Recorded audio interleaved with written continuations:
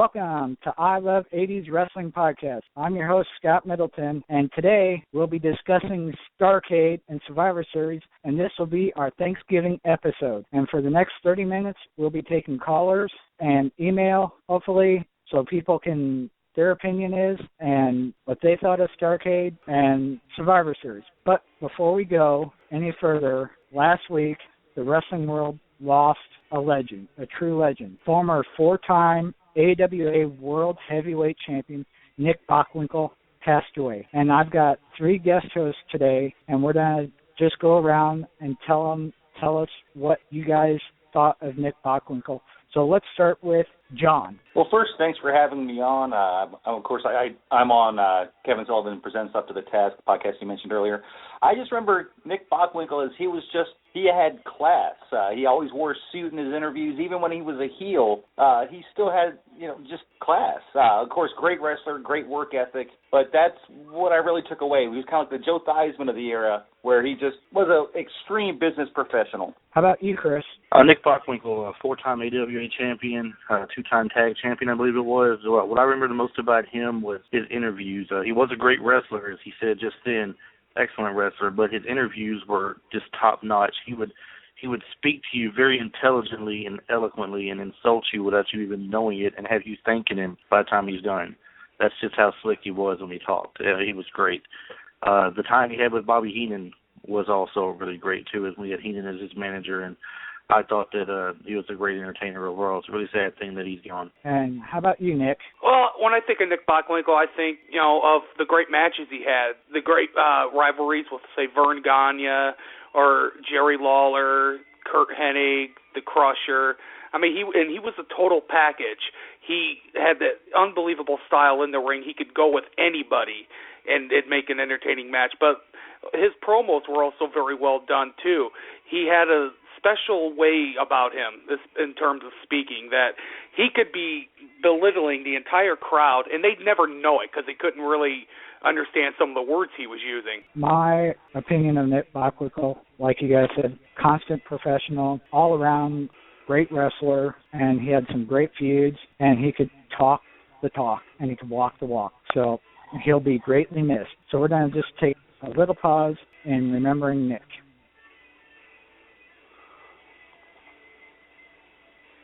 Okay, now, like I said, this episode is discussing Starrcade and Survivor Series since we're close to Thanksgiving.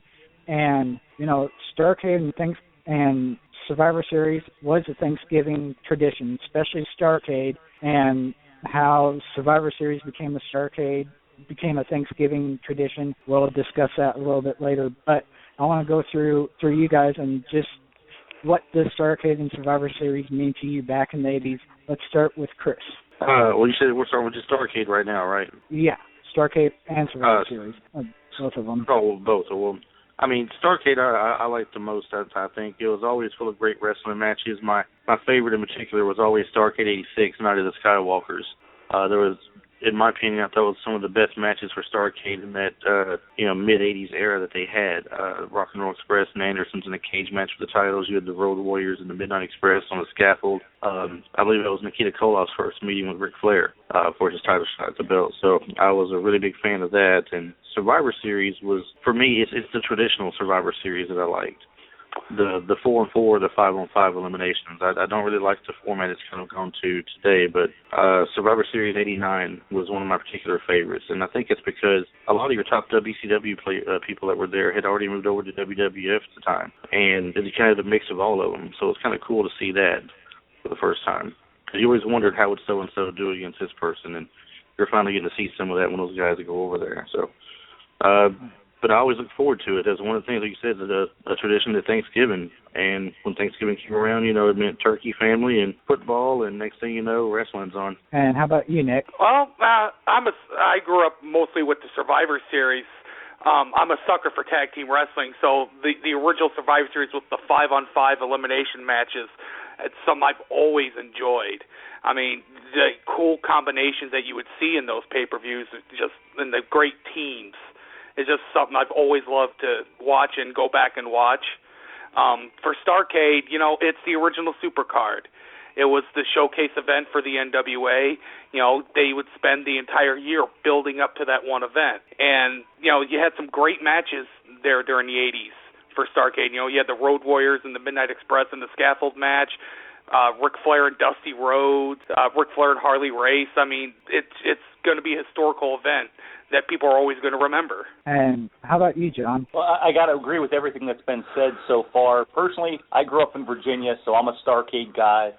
First show I ever saw live was Starrcade '88, and now I do a podcast with the guy from the first match I ever saw. I liked them both. Like he said, Starrcade was usually the end of feuds, and Survivor Series was kind of where you'd start seeing the build-up for WrestleMania.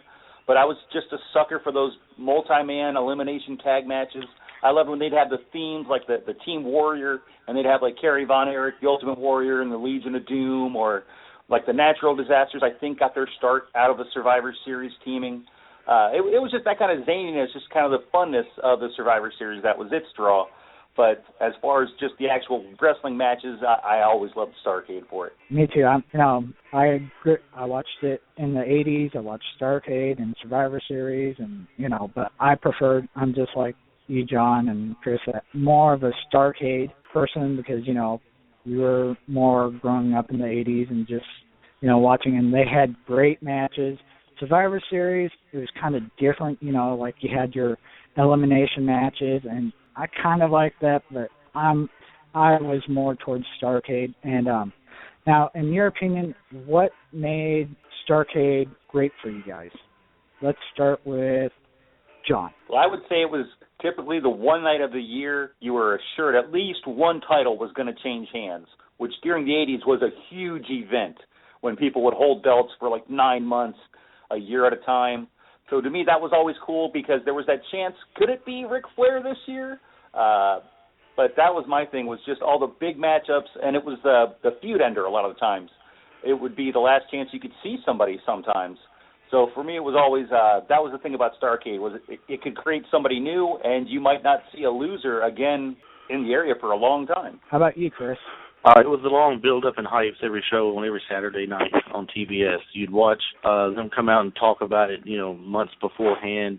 You'd see it build up slowly, whether it be building up of a Dusty Rhodes versus Ric Flair or a Magnum TA versus Ric Flair, or even later on when Ricky the Dragon Steamboat made his return and was going up against Flair. It was always going to be a Flair highlight for me. And like one of the other guys said earlier, I'm also a sucker for the tag teams. I love the Rock and Roll Express. And I always loved watching them fight against the Midnight Express. They had some great classic matches, and the way those two teams and then Flair and whoever he was going against at the time would build up over those months over TBS was great. When that day finally got there, the excitement meter was already bursting through the roof. You couldn't wait to see how it was going to turn out finally. The day had come. So that's what it was for me. How about Nick? Well, for me, the thing that defined Starrcade was the rivalries. I mean, you would have some of the most brutal rivalries end at Starrcade. I mean, just the Road Warriors versus the Midnight Express, the scaffold match. I mean, that feud in and of itself was brutal and bloody, and it all came to a head at that event. That event, the precursor to WrestleMania, obviously. It's the one card of the year that all the NWA people wanted to be booked on because you knew it was going to draw a huge house and you knew you were going to make money.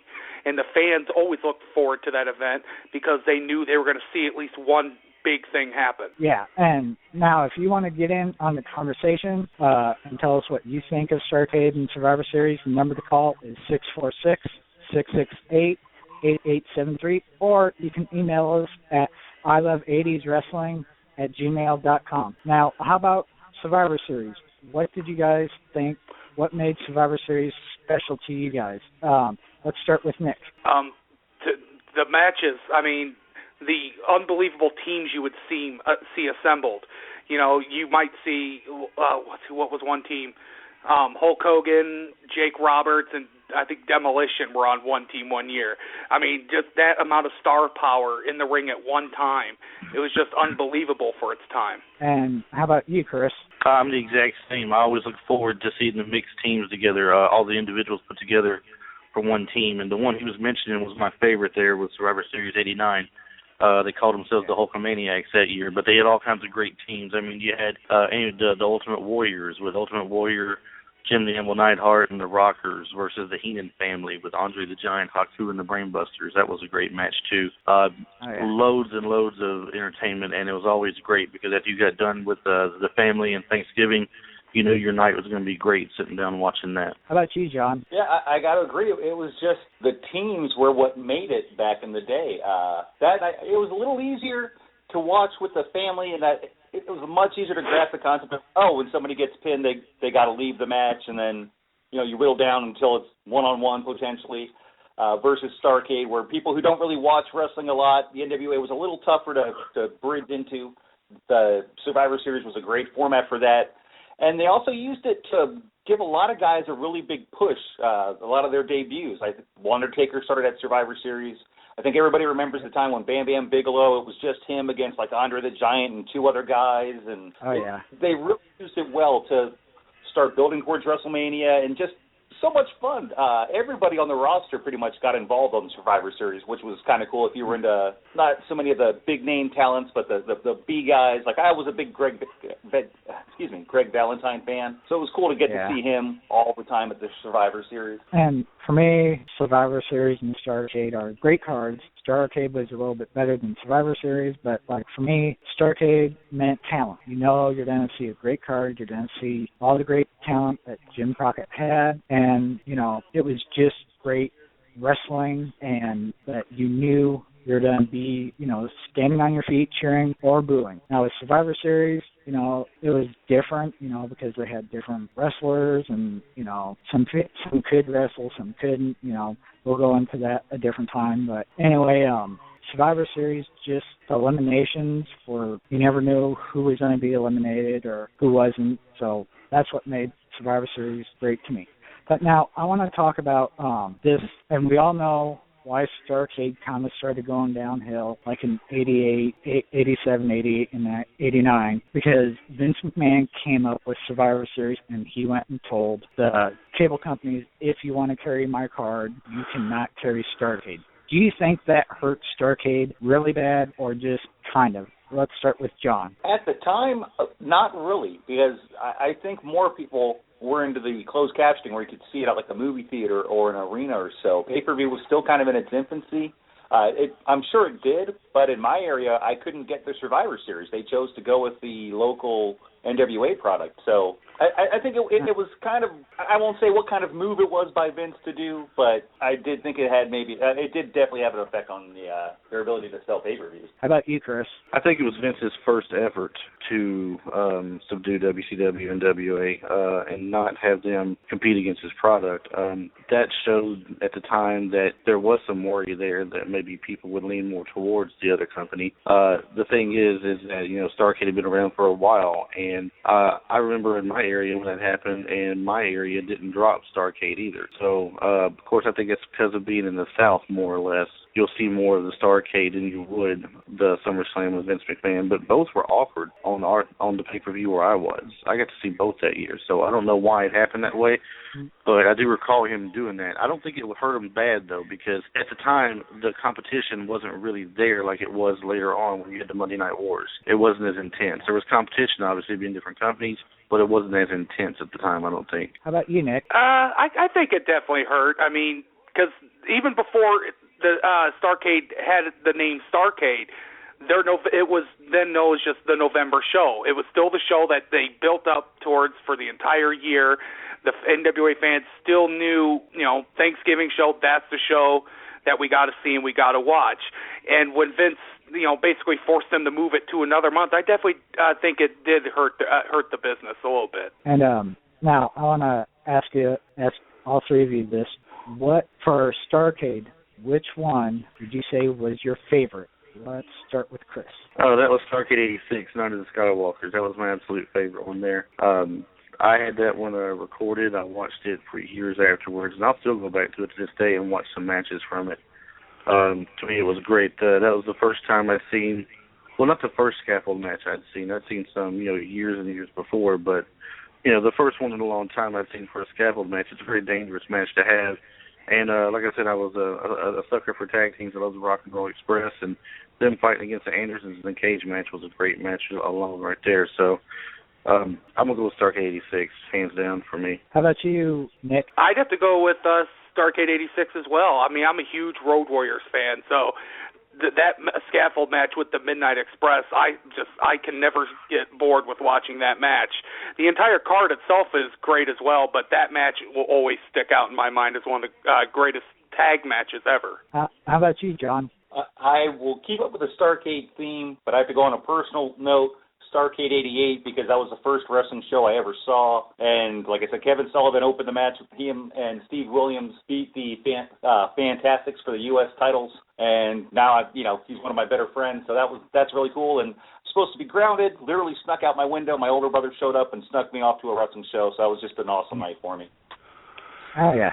And my favorite Starrcade, I'd probably have to say the 1987 one, where, to me personally, the match that stole that whole card, I'd have to say it was Nikita Koloff versus Terry Taylor. I mean, it was, a lot of people give Nikita a hard time. To me, Nikita was Nikita, and that match just, I mean, to me, it was even better than the Flair-Ronnie Garvin match on that card, and then other matches throughout that card was pretty good, but I'd say Starrcade 87 was my favorite one. Now, I want to ask you guys, which of the Survivor Series was your favorite? How about you, John? Of all time, I hate to go with the screw job, but I loved the Iron Man match that they had beforehand. So, the Shawn Michael Bret Hart feud. But of all time, I mean, there were just so many that, to be honest, they've kind of blended together for me. I couldn't pick a single Survivor Series. It's more just individual matches that I like best. How about you, Chris? Well, since I like the more traditional version of them better, it's the Survivor Series 89 for me. I liked all the matchups they had from bottom to top. I thought it was really good. It was a good pay-per-view. Something I can still sit down and watch it today. If I can do that, it's a great pay-per-view for me. So I'm going to go with 89. How about you, Nick? Well, since this is just about Survivor Series in the 80s, I got to go with the first one. I mean, that first Survivor Series, I mean, it was groundbreaking for one thing to have that type of a format for a big show, but such great action from the match with all the tag teams in it that was just amazing, to the criminally underrated women's match that does not ever get talked about, but it should, because every single woman in that match was tremendous. And, of course, the main event, which, was kind of cool, of all things, seeing Bam Bam Bigelow be the last one standing for the baby faces and almost getting the job done, except he couldn't topple Andre. I mean, that entire first Survivor Series is just magical. And for myself, I'd have to go with the first Survivor Series to the 1988. From top to bottom, it was a good card. Only one I didn't really like on that one was the tag team, because you have way too many people, and it just kind of took away from that match compared to the singles elimination matches, that they had. I just wanted to ask, out of the Starrcades, I know this will probably be hard for you guys, but which match out of the Starrcades was your favorite? How about you, John? Oh, man, so many. Just to say one, I mean, I know Ric Flair would be in it. I really couldn't whittle it down. I hate to cop out like that, but there were just so many. I really couldn't say a specific one. How about you, Chris? Oh, man. Talk about me pulling the spot. Sorry about that. I think I'm going to go with Steamboat and Flair, where Steamboat won the title. I think that was the Chi-Town Rumble. They had Starrcade 87, I believe. I think that was actual Wrestle War. I was going to say about was it Wrestle War? No, Steamboat won the title at Chi-Town Rumble, which was in '89. It wasn't a Starrcade. Okay. Was it '89? Okay. Yeah. Yeah. I remember him losing it back to Flair at Wrestle War, I believe. Yeah. Yeah, he won it back. Okay, my fault. What about your favorite match, Chris, from Starrcade? Oh, I thought that was the Starrcade match. I thought the Wrestle Wars where Flair won it back from Steamboat. Yeah, but I was saying about Starrcade, about Steamboat won it from Flair at Chi-Town Rumble. That was a different pay-per-view, and but the Starrcade one, that I forget who wrestled in the main event of that year, but it was like... Oh, okay, my bad. Well, in this case, I'm getting them mixed up from that far back. I mean, you got to excuse me, I'm 42 years old and lose my memory, I guess, now. 80s is a good ways back. Yeah. I'll go with a solid one for me. I was always a Rock and Roll Express fan, so the Rock and Roll Express and the Andersons in the cage match, I'll go with that one. I like that one a lot. It was a great match. It didn't go like I thought it would at first, and kind of a surprise pin in the end where I believe he Gibson drop kicked Morton on top of one of them for the pin, I believe it was. Yeah, I believe that. How about you, Nick? Again, got to go with the Road Warriors and the Midnight Express, the scaffold match. I mean, it's a match that's still talked about to this day. I mean, especially now with the backstories, of Hawk wrestling that match with a broken leg. Yeah. And, of course, Jim Cornette's famous, falling from the scaffold and Ray Traylor forgetting to catch him. I mean, that match is just so memorable. I love it. Okay. And I'd say my favorite match, I'd have to go with Nikita Koloff versus Terry Taylor for the unification of the NWA World Title, World TV Title, and the UWF World TV Title. How about John? How about your favorite Survivor Series one match? That's another. I apologize. I didn't research enough for this show. I have to say probably. I don't know what year, but it was the Team Warriors with Ultimate Warrior, Kerry Von Erich, and the Legion of Doom for the team. I can't remember what year it was. Okay. 1990. There you go. Okay, so it's not even in the 80s. I totally suck. I'm sorry. That's fine. How about you, Nick? I got to go with the women's match from the first Survivor Series. It's such a great match. All those women put in a hell of a lot of work on that match, and it came off beautifully. It's criminally underrated, in my opinion. How about you, Chris? There's so many to choose from for me. It's kind of hard. If I had to just throw a label on one and say favorite, I'm going to go back and go with the Ultimate Warrior, Jim the Anvil Neidhart, and the Rockers versus the Heenan family. That was to me, that was a really good one. And to me, my favorite one was with the Hulk Hogan, Bam Bam Bigelow, and Ken Patera, and I forget who else, versus the Andre the Giant team. That would be my favorite. We're running out of time. We got about 3 minutes left. I want you guys just to summarize what Starrcade and Survivor Series it should mean to people that's just starting to watch the 80s wrestling and what you think they should take from it. Let's start with Chris. I tell everybody today who does not have a clue about what great wrestling was just to hit YouTube and start searching 80s wrestling. Just type in 80s wrestling. I don't care if they type in NWA, Georgia Wrestling, Memphis Wrestling, wherever. Look at 80s wrestling in general. Look at Starrcades. Look at the Survivor Series. Look at how great they were in the past and how good the stories they told in the ring when they wrestled. Great athletes, great matches overall. And to me, it's the best time overall versus today, and hands down for me. Okay, how about you, John? I got to agree. The 80s had it as far as in-the-ring wrestling. Both the WWF and the NWA, the big two at the time, really delivered great in-ring product. Had some of the best rosters, I think, of all time during that period. So, yeah, like the man said, just look up 80s wrestling and take it from there. People now, Ring of Honor, they talk about how, they have such good matches, but they couldn't hold a candle to some of those old NWA shows. How about you, Nick? I think they put it better than I could have. I mean, if you want to know exactly what inspired WrestleMania, all you got to do is go look at Starrcade, because that was the trendsetter, the original supercard, and a lot of the ideas that were started by Starrcade, Vince eventually took for WrestleMania, and obviously did it better. And for me, I agree with all of you guys. They just need to go watch the 80s wrestling and Starrcade and the Survivor Series, and you'll know what 80s wrestling is all about. I just want to say thank you to Chris and to John and to Nick for joining me on this part one of the Survivor Series and Starrcade, and I hope you tune in tomorrow because it'll be part two. And like I said, I just want to thank you, John, Nick, and Chris for being on the show. Yeah, my pleasure to be here. Yeah, thanks for having me on. I really appreciate it. Yeah, thanks for having me on. Thanks. Yeah, you guys are welcome. And like I said, tomorrow we're going to have part two coming up, and I know Nick will be joining us. Hopefully, maybe John could. I know Chris is busy, but if any of them want to join us besides Nick, you're more than welcome here. So I'm going to cut this now. Thank you for joining us, and this is I Love 80s Wrestling with Scott Middleton, and just keep on watching 80s Wrestling.